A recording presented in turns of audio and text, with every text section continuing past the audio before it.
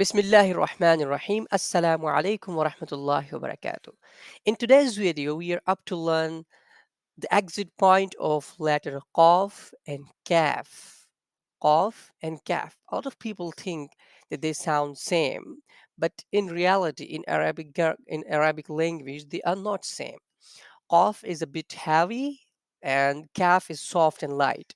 Qaf is gruff sound. Qaf has gruff sound and heavy sound. Qaf and Kaf, it has soft sound.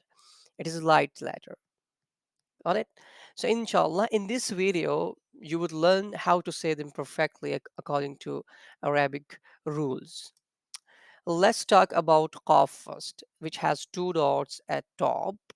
So the Qaf, the, the exit point of Qaf is base of our tongue, the root of our tongue, and soft palate. Soft palate, right? We use soft palate and base of our tongue. Cough. Try to say that with me. Cough.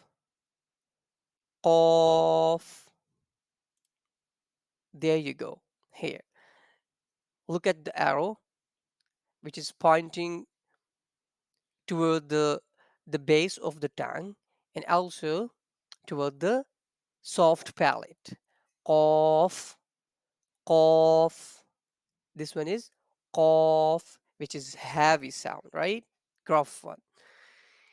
Next one is calf. Calf. Calf is light and soft letter. So the point of pronunciation of cough is top of the tongue and the hard palate. Top of our tongue. We use top of our tongue and hard palate for that. There you go. We are using top of our tongue here and hard palate. Calf, calf. And the previous one was cough, Qaf, and this one is Kaf. So that's why when we say Surah Al-Fatiha, we say Iyaka, Iyaka. That's not correct. Iyaka. This one is like the correct pronunciation of Kaf, right?